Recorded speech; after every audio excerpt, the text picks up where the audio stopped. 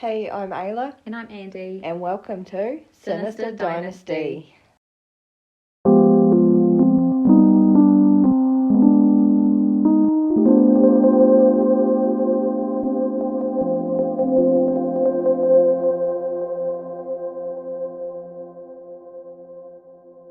This case is about gay Oaks and the body in the garden. The body in the garden. Yep. So this is already reminding me of Minnie Dean. Sorry. Honest. So I ramble on a bit with the lead up to what happened. Mm-hmm. For the background, I do want to pre-warn this is a domestic violence case. Oh, okay. And everything and anything is in this case, so just be warned. All right, are you ready? Yes. So this was January 1993, so not recent but sort of recent. So Oaks, who was 41 at the time, who is female, if you didn't get that from the name, so was living at 14 Hutchison Street in Christchurch with her 6 children. 4 of the children were to her partner, Doug Gardner. The youngest was 4 months old. She'd recently separated from Doug as he stole money from her and was a very nasty man who abused her for 10 years of their relationship. When they did separate, he continued to harass her after they had separated, which I will go into more detail. So, before Oaks moved into Hutchison Street, she'd been at Women's Refuge for 10 months while she separated from Doug. Oh, so she'd already been accepted into the refuge to get away from him. Yes. Okay, yep. So her and some workers from the refuge would return to their home while Doug was out of town to collect her things because she couldn't go back while he was there. Yep, fair enough. While still at the refuge, Doug found out where she was living, as she was in a safe house, and would loiter outside. She called the police, but they told her that they were too busy to send anyone. Oh. So she also had protection orders. Right, and there was this dude just outside her house. Yeah, the guy that she had protection orders against Was outside. was outside Women's Refuge safe house. Jeez. So when she moved over into Hutchison Street, she was 7 months pregnant. She was struggling with the pregnancy as she had a prolapsed uterus. Oh. Due to this, she was suffering from depression and fatigue. Yeah. Not long after moving into the house, Doug found where she had moved to. When he had done this, he was able to insert himself back into their lives. He was repeatedly asked to leave, but would not. Wait, so she had protection orders against him and they still couldn't do anything about it? They still wouldn't do anything. That's true, wouldn't, yeah. Far out. So Oaks requested that social welfare find somewhere for her children to go while she was in hospital, but they couldn't do this. Right, that's working income. Yeah. Yeah, okay, yeah. But they did give her suggestions of several other agencies, but none of these were able to assist. Doug had then insisted on looking after the children. Oh. They're his children. Yeah, but... I know. Even though Oaks was reluctant, she had no other options. So that was when she was to go into hospital and have the baby. So he was hiding it under, oh yeah, I'll try help you out so you can get a house, but... No, she already had a house, and it was, I'll look after the kids while you have the baby in hospital. Oh, okay, right, okay. Not long after this, their baby... I thought this name was quite ironic. Not ironic, but sort of a play on words. So, Dawn Rosemary. Dawn Rosemary. Because she, as you'll see... The cat's just... away. As you'll see very soon, like, this is her new... This is, like, an awful way to put it, but this is a new dawn for her. Okay. Oh. Dawn was born on the 22nd... Dawn was born. Yes, Dawn was born on the 22nd of August 1992. Oaks remained in hospital with her for 3 days. When Oaks returned home with the baby, Doug then travelled to Westport for whitebait season. Oh, nice. Ironic, because we're in the middle of whitebait season. Yeah. But he never shared any of the money he made with Oakes because whitebait goes for a lot. Yeah, he didn't share it with No. you. Okay. So Well, I when suppose he's got a protection order, so he couldn't really, I guess. he was living there. Oh. So when he returned in November, he moved back into the house. Oakes did ask him to leave, afraid she would lose her benefit, which was the only thing she had to support her children. Yeah. The family court had ordered Doug to go through anger management, in which he was diagnosed with manic depression and was put on medication, but would take extra here and there. Ah. Mm. So when he took extra, was that just to... So that was when he was going to the pub to play pool or something like that. Okay. I don't know why. Okay. It was Well, I weird. suppose mixing it with alcohol too isn't very...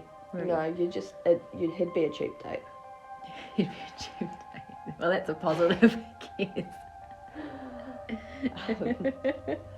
The next time Doug went out, Oakes locked all the doors and windows. When he returned, instead of leaving, he slept in the garden shed for the next 3 nights. Oh, so she locked him out for 3 nights. Yeah, she locked Good him on outside. her. Good on her. When he did manage to get back inside, he slapped her about, threatening that if she did this again, he would get her and her girls. Oh my god. The abuse carried on. While it was happening, Oakes would shut down. He made her feel like she was a waste of oxygen. Doug would ask Oakes to make him a drink, just whatever she was having, and then tip it out and say he wanted tea, not coffee, or the other way around. He would ask her to make a specific dinner, and she would make this, and then he would lose it as it wasn't what he wanted. Man, What a I'd be psycho. grateful if someone just... Barnsley made me mashed potatoes the other night when I was sick, and I was so pumped. Yeah. Far out. That dude's so righteous. If that's even the right word. Yeah. Ridiculous. So... she would make this, he'd lose it as it wasn't what she wanted. Sorry. She went to her friend Jo, who volunteered at Women's Refuge, to see if she had anything to help her sleep. As the abuse and constant needs of Doug, she felt overwhelmed. Jo gave her some sleeping pills. What a pal. Could they have been his depression pills, like the sleeping? No, so Jo gave Oakes some of her sleeping pills. Yeah, sorry. I had Joe as a man for some reason. No, but it's no, not. Jo's a woman. Okay, yep, cool. She did say that these helped her tremendously. Okay, well that's good, I guess. So with everything that was happening, Oakes did become suicidal. She didn't go through with it for the fear of what would happen to her children, but she did think about it all the time. In late January 1993, early in the morning, Oakes was shaken awake. Sorry. Listen to our previous podcast where we drone on and on about that. Or maybe it's going to be the one after this. Whatever episode it is. True fans will know. Unless they haven't heard it because it hasn't been released. Yeah, true. So early in the morning, she was shaken awake by Doug, who she hadn't seen in a few days. He was telling her to get up and make him some tea. She had gotten up, cooked him a meal, sausages, eggs and chips. I'd be so fucking pumped with that. But did she get him his tea though? Because otherwise he'll go psycho. Okay, cool. This is such an out the gate thing. So while cooking, she noticed that the door was not on the frame. You're just cooking some eggs. So this is how he got into the house. Ah, okay. So when he came and sat at the table for his food, he lost it about why she didn't make him a decent meal. What? I know. She just cooked him the best breakfast Sausage, ever. eggs and chips. Wow. I'd be happy with chips that. at breakfast. Oh, yum. So she left him to eat to try and put the door back on the frame, and she was hitting Which he'd done. Yeah. And she was hit in the back with the food she made him and fell to the ground. Jeez. He was shouting at her from the other end of the kitchen, claiming that the food she made wasn't fit for a pig. While I was typing this out, I was like, whatever, pigs eat humans. Yeah. Oh, in Brooklyn Nine-Nine, they eat jewels as well. They eat everything. They eat everything. But so he just threw her food at her. Yep. When she'd cooked him chips for breakfast. Yep. And I'm just thinking, like, pigs. My mate used to work on a farm, and they had pigs, and she was feeding the pigs this one day. I was there with her, and she like bent over to give it its food, and it came up behind her and bit her on the ass. Pigs eat ass, people. We should kink leave. Pigs eat ass. Fuck. Sorry, Chris. I'm lost, hold on. So Oaks thought he was going to belt her when he began walking towards her, but he walked past her and into the lounge where he kept nagging and threatening her, while also saying all the awful things he was going to do to her daughters while she watched. Wow.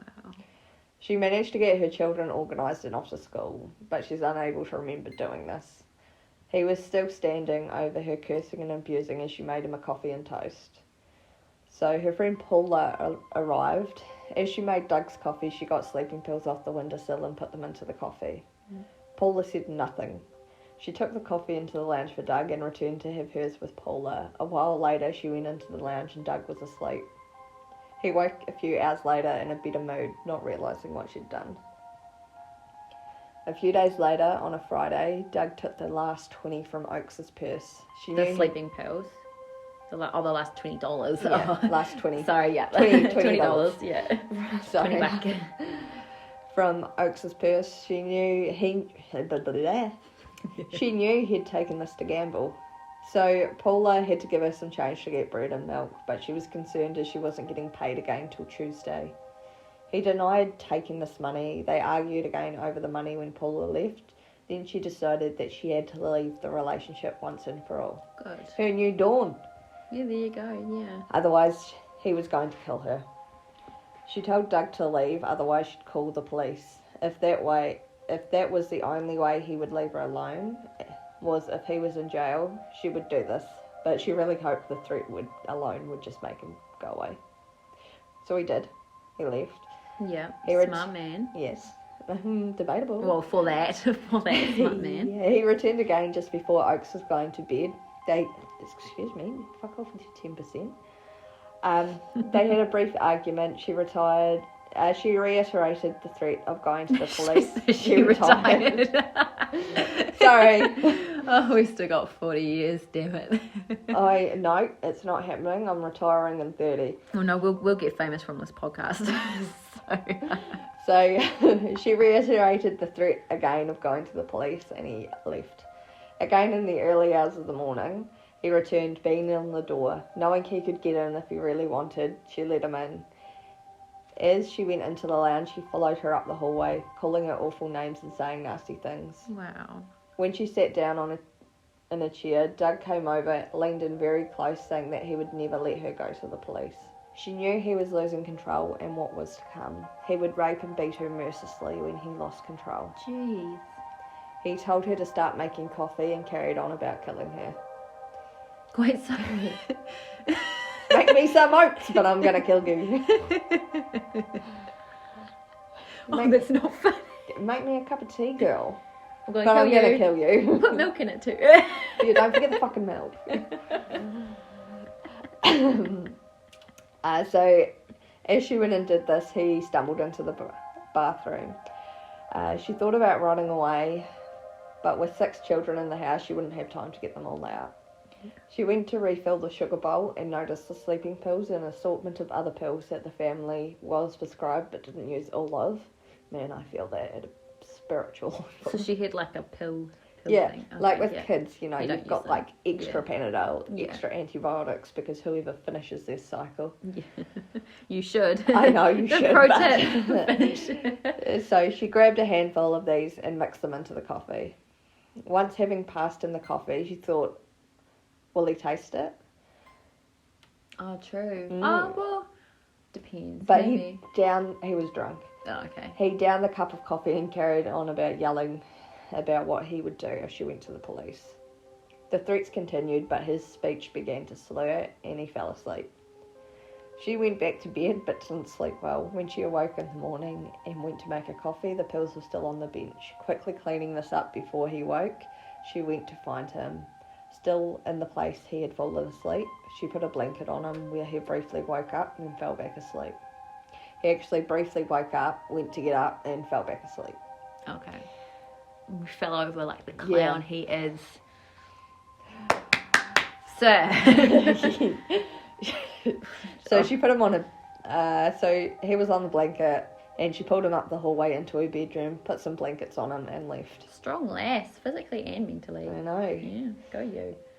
So the children had to go through her room to get to the lounge, so they would have walked past him. But it wasn't the first time that they'd seen him passed out on the floor. How traumatising. I know. When the children woke up, he was still asleep. It was around 9 a.m. on a Saturday, and the man from St. Vinny's... Wait, so they'd gone to school. So she must have drugged him on a Thursday night, and he was slept all the way until Saturday morning. No, so what happened was she drugged him the Thursday night. Oh, yep. And then he slept until Saturday. No, and then he woke up from the sleeping pills. Yeah. And then he came back on Friday. Yeah. Abusing her. She threatened him. He left. He came back. He left. He came back. And then, while abusing her again and threatening to kill her, she drugged him again. Okay, yeah.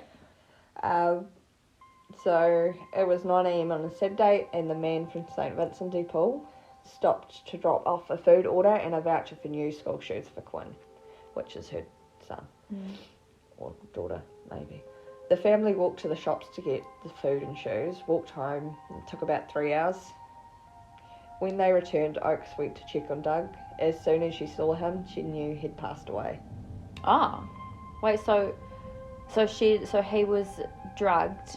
Friday night. Yeah, Friday night. And then Saturday they went out, and then they came back home and he died. Yeah. Oh.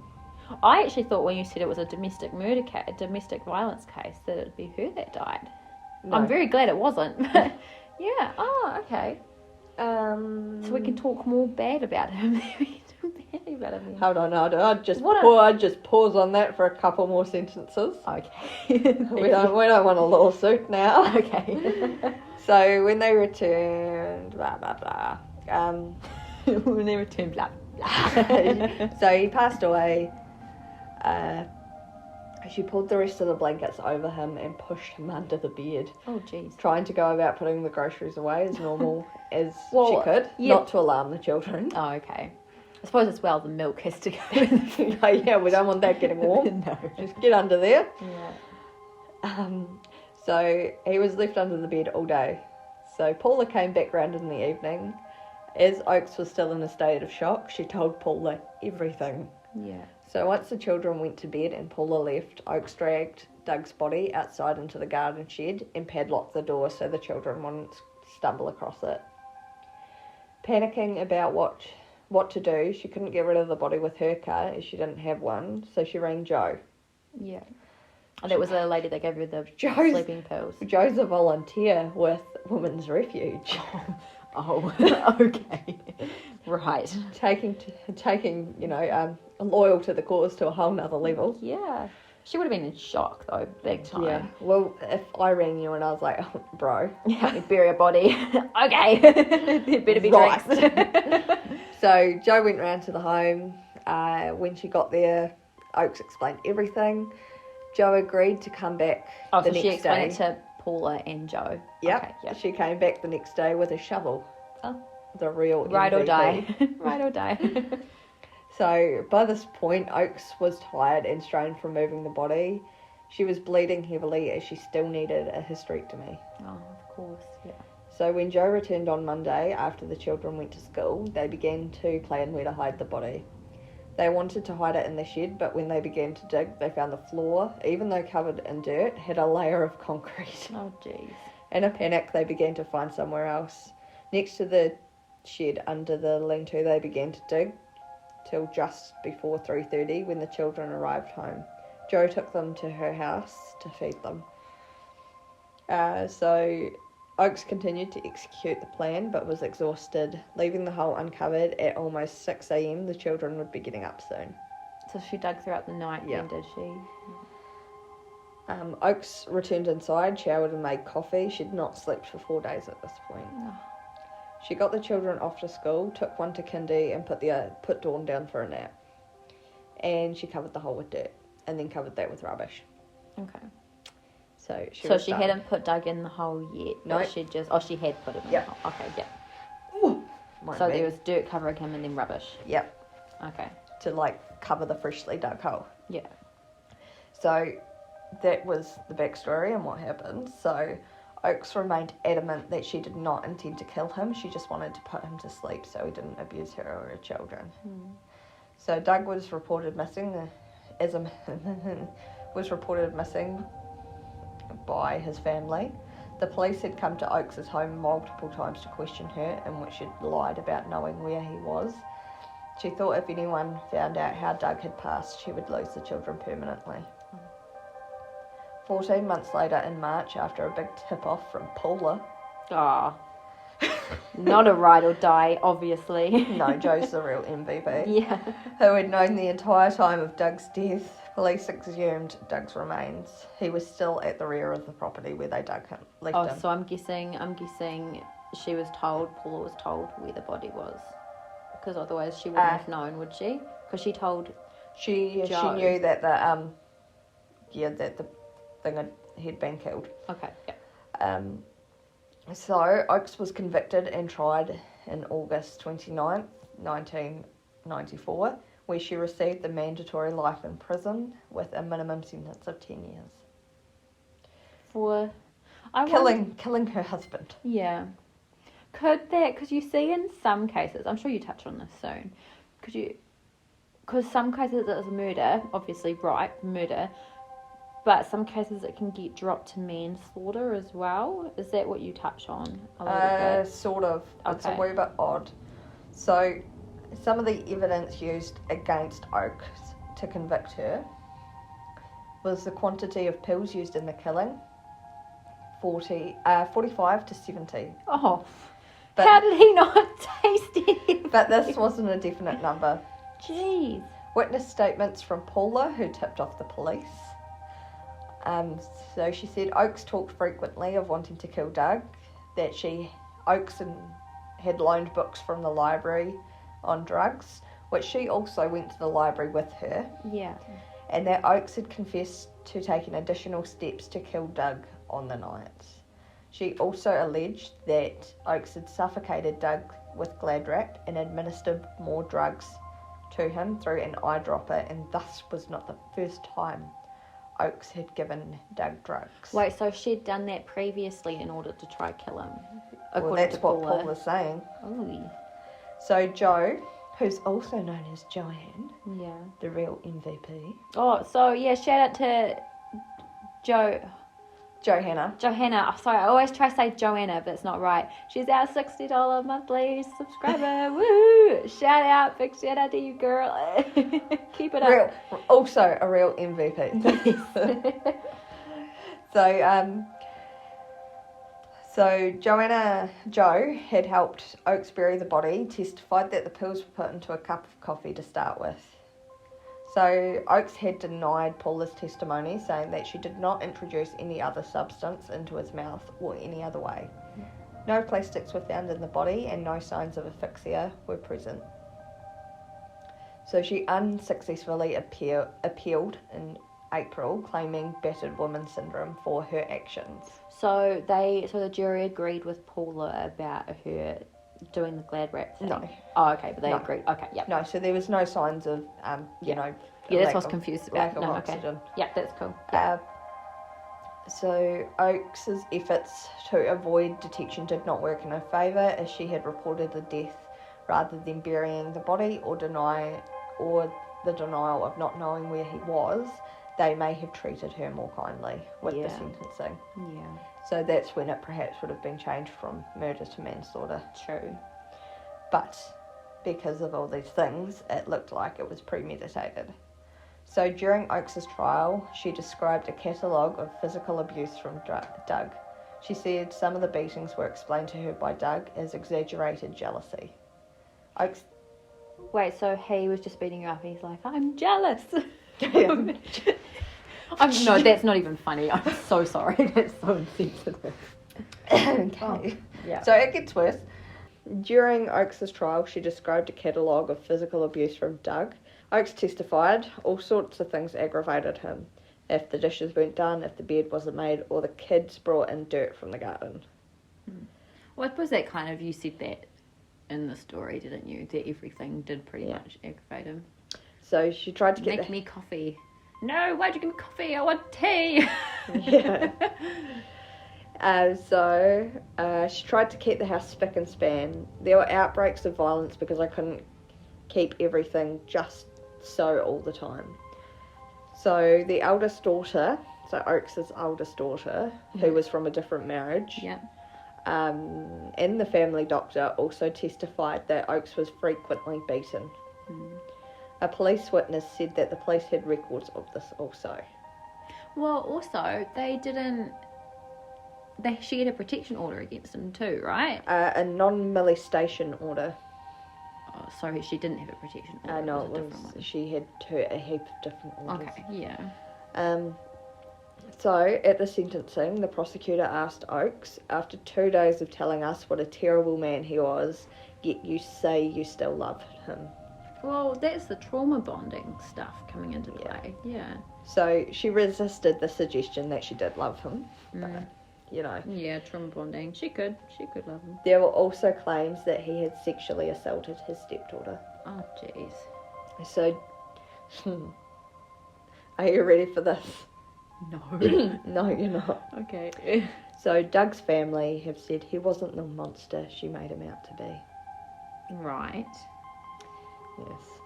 So, 8 years later, on October 2002, when Oakes went up for parole, the board accepted her plea for battered woman syndrome, and she was released. Okay.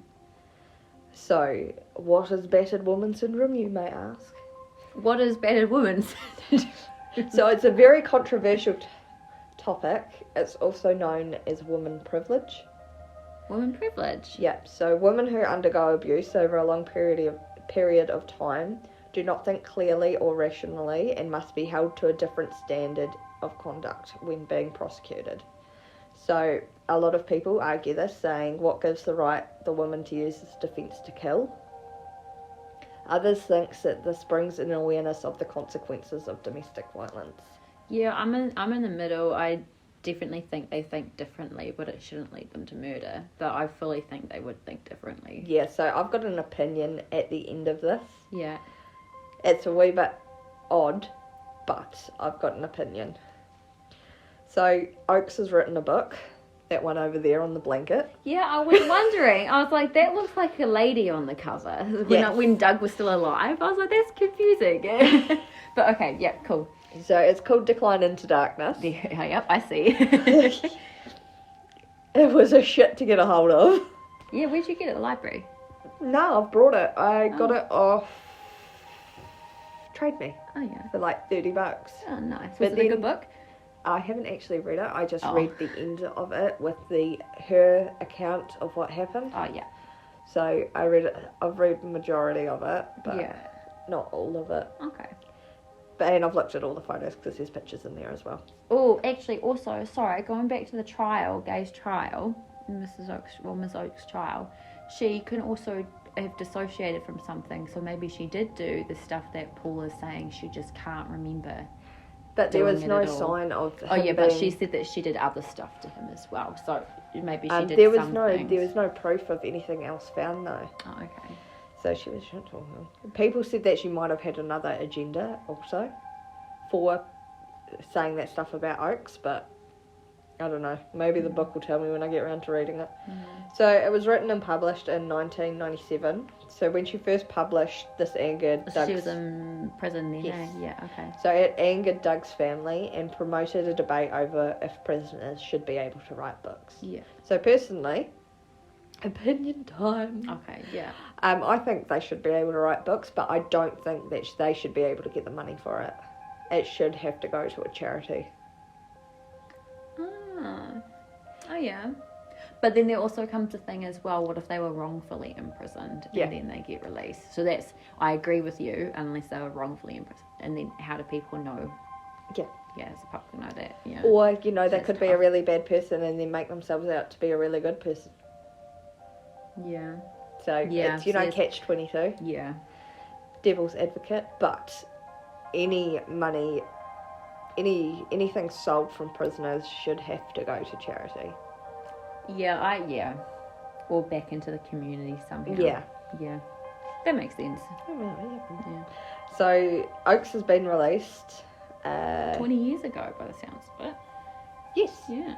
So the parole board said that she had been an exemplary Yeah. prisoner, and Wow. Yeah, I had to think about that. and did not pose a risk to society. She is now living with her new partner, Andrew McMurty, on the outskirts of Christchurch. So they met while working at the Pathway Trust, which is a Christian organisation which helps former inmates into work. Oh, cool. So Oakes now works for the Prisoners Aid and Rehabilitation Society. That's a nice outcome for the story that's behind it. Yeah, we're going to backtrack in a minute. Okay. So Andrew, who was her Yeah, partner, the partner, yeah. said that they just want to get on and live a quieter life. Mm. So Doug's widow, Lorraine. Wait, what? So he was married the whole Yeah. time? Yeah, but that's separated. Oh, okay. Oh. So Doug's widow, Lorraine, said that he had rung her 2 days before his disappearance, saying that he wanted to get back with her. Right. She declined this request. Okay, well, bye-bye, yeah. He's probably abusive to So her. he was in a de facto relationship with Oakes, but remained married to Lorraine since 1980, but had been parted since 1982. Yeah, so they've been separated, like you said. Yeah. Okay. When he went to Aussie and she wanted to raise her girls. So they had 2 girls. Oh, so they together. just separated amicably, I guess. Because he went to Aussie. I don't know. Yeah. Okay, yeah. So she went on to remember a few special moments Doug had with his girls. At the end of the day, you know, he's not a great person by the sounds of it, but Well, he's still a person. yeah. Yeah. So he brought them home a piglet. Oh. How stoked would you be with that? That's probably where he got his comeback from. Pigs wouldn't eat this. I'd be stoked though. That'd be cool to get a piglet. So, A cute little coonie pig or something. These Yeah. little ones. So she said he had his moments like any man. We had our good times, we had our bad. When she was asked if Doug had ever been a violent husband, she said, I cannot say. I cannot say. I cannot say. Oh. Well, is that kind of an answer there in itself, or Yeah. yeah, We'll read into it how you like. yeah, okay. But, yeah. So That's my opinion. You've had yours, it's mine. Doug has 2 children with her. She also said that not a lot of people knew he had a wife and daughters. Lorraine has also said that she would like Oakes to move ahead, but would liked her to serve more years. So Oakes had written to Lorraine asking if they could be friends. She did not write back. Oh, well, Fair yeah, enough, that's fair fair. That's fair. So Doug's sister Wendy Johnson said that the family was still very angry and did not believe Oakes should be able to live a normal life and get married. Life should mean life. Doug's family were looking... That's not my opinion, that's what they said. Well, yeah, and that comes up quite frequently as well. Yeah. People saying that, yeah. Yeah. So Doug's family were looking in to see if they could get her deported from New Zealand, as she was from Britain and met Doug in Australia. Oh. The family had not had contact with Oakes since she was paroled in 2002. Oh, so they'd contacted her while she was in prison then, I guess. Oh, okay. Yeah, sorry, sorry, anyway, carry on. Sorry, Yeah. I'm just trying to read my writing. I didn't correct that. So, New Zealand's first law and order spokesman said that he had said, spokesman said that the early release is an insult to the family. Well, she was released after 10 years, wasn't she? No, 8. Oh, okay. So the minimum Was parole 10. was 10. But then she got the battered woman. Okay. Yeah. Yeah, okay. Apart from her conditions for parole is that she cannot publish or give any media interviews about her relationship with Doug. Oh, so that's why the book was so hard to get hold of. I'm No, guessing. because that was before she was released. Yeah, but that's what I mean. She wasn't allowed to do anything Yeah. else after that. Yeah, good point. Yeah. She can't be critical of him or his family, and she had to avoid contact with the family. Yeah, that's fair. All fair. Since her release, threats have been anonymously made to her and her children. which is very unfair on the children. Yeah, I was going to say, keep the children out of it. They are Well, victims. she shouldn't receive threats either, because no one should, but the children definitely not. No. Yeah. The children are also a victim of this situation. Oh, yeah.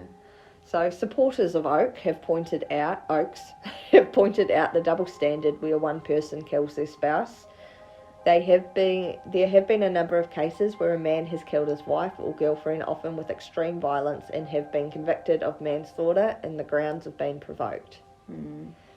It has also been pointed out that the way the police and legal system failed to protect Oaks and her children from Doug's violence. Yeah. So both points are very valid. Oaks said that she had taken out several non-molestation orders against Doug through family court, but it's not much good if the police don't respond. Well, that's what you said as well. They didn't respond to the... Mm-hmm. Yeah. Oaks said that she believed she would not be in this situation today if she had received the help when she asked for it. And she had evidence of this at the trial. Oh, did she? Yeah. So a bit of a spin-off. Yeah. So I found this very interesting. So Doug's family laid a complaint against TV3 in February 1998. Okay. So this was called Hill and Gardner and the TV3 network services. Okay.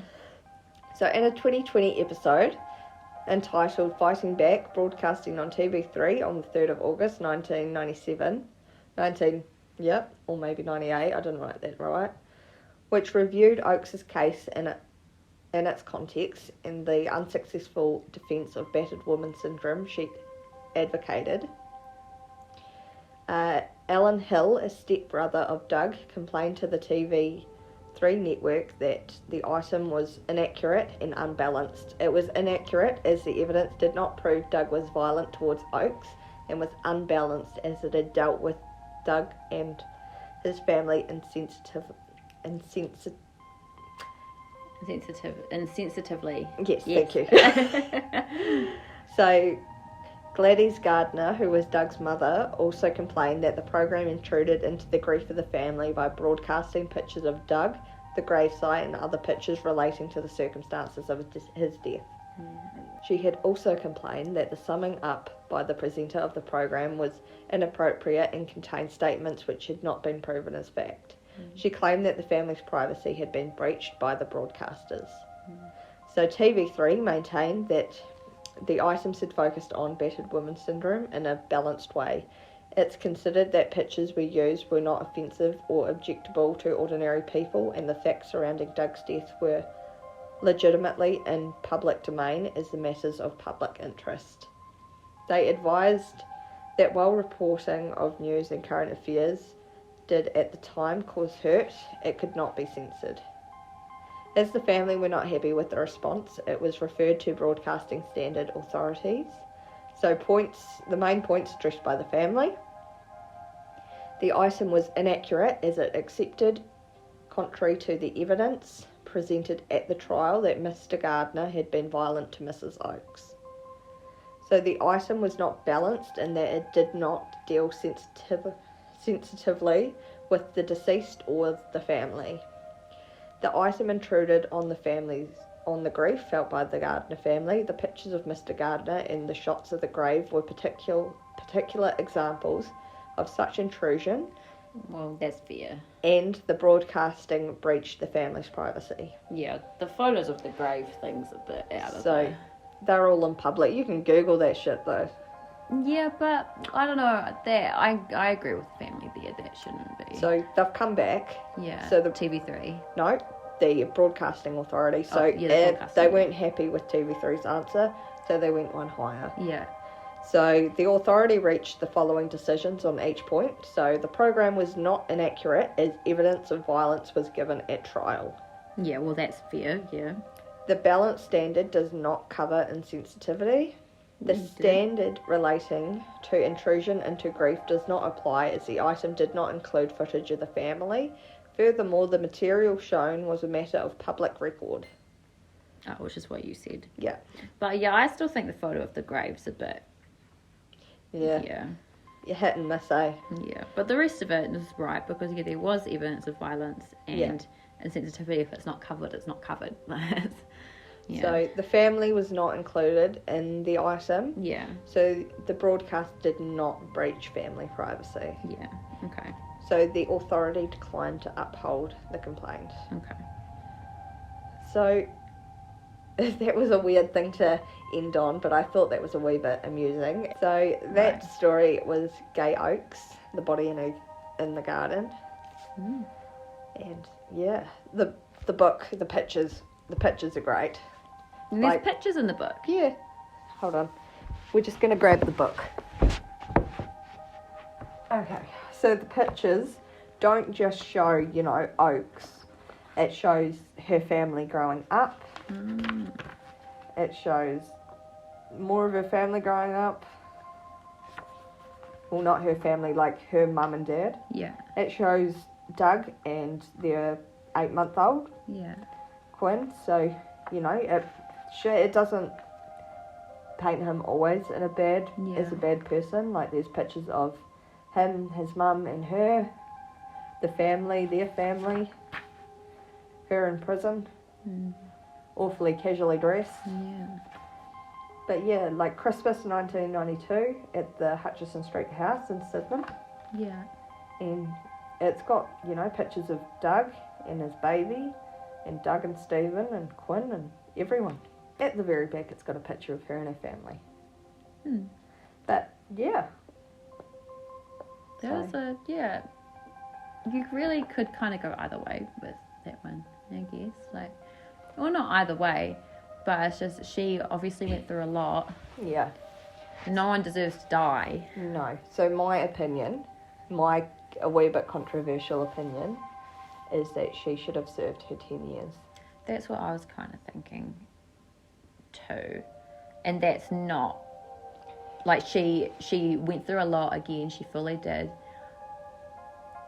But yeah, the 10 years should have. But she maybe. still, at the end of the day, she still hid it as she well. still took a life. Yeah, she hid it as well. Unless she was, medically insane, and in that case, she should have been in a mental institute for 10 years, sort of thing. If she wasn't fit for prison, she should have been put somewhere where she can get that help. Yeah. But prison is also a good, I don't know, from some of the cases that we've done, like they offer a lot of help. Yeah, seems like it. But I do think she should have served 10 years. Yeah, that's what I was thinking when that happened. It does make sense, the battered woman thing as well, I guess, but then because it took so long to come to light and she didn't come forward either, it was the friend that came forward as well. If the friend didn't come forward, would we have ever known? Yeah, I agree. I agree with that. And I do agree as well at the end with the family too, that the photos of the grave were a little bit out there. Even though they are public, I still think that's a bit out there. Yeah. I didn't get to watch the episode. I was going to go and try and find it, but I didn't get around to it. I suppose the good thing you can take out of this is that she's in a better place now too, I guess. Well, I guess he is as well.